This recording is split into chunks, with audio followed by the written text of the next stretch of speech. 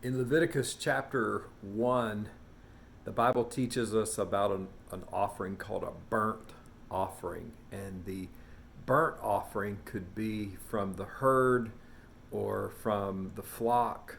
So it could be a bull or a goat or a sheep or even a bird if you were economically disadvantaged in some sort of way.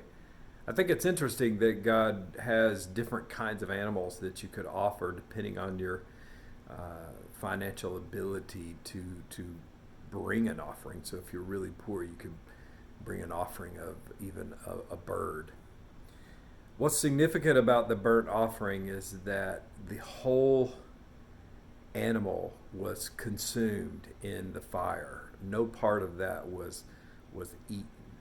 And so in the burnt offering, we're reminded, I think, of the sacrifice of the Lord Jesus Christ and the fact that he gave every bit of his life for us on the cross. There was nothing left, if you will.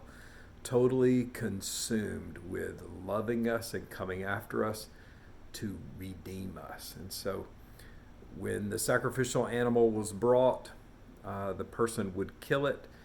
The priest would take the blood and throw it against the sides of the altar. That blood was being offered to God. And the Lord Jesus Christ offered his perfect blood for us to atone for our sin on the cross. And he was totally consumed. Totally consumed. Years ago, I went with a group of people to Honduras, and we were putting some cement floors in some houses and putting some new roofs on houses. And I just remember it being in the summer. It was over 100 degrees, I think. It was just so hot. We were in a very remote rural area where there was no air conditioning, no ice. I was out of my comfort zone, and we were working hard all day long. And so we would get up early in the morning. We're eating strange food, and there's not enough water.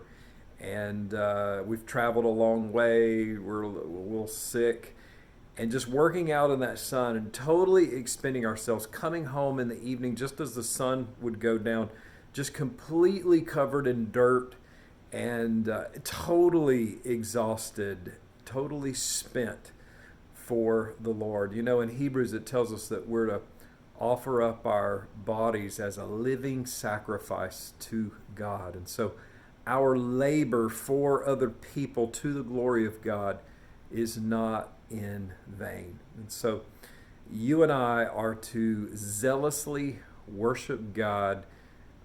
That's costly to ourselves, may even expend us physically so that there's not much left. And that is a good thing. When was the last time that you were exhausted because you had served the Lord in some sort of way? You had worshiped. You just totally spent, totally exhausted. When was the last time that you gave of your finances in such a way that you felt like, man, there's just nothing left. I'm just totally consumed and I'm dependent upon God to meet my needs.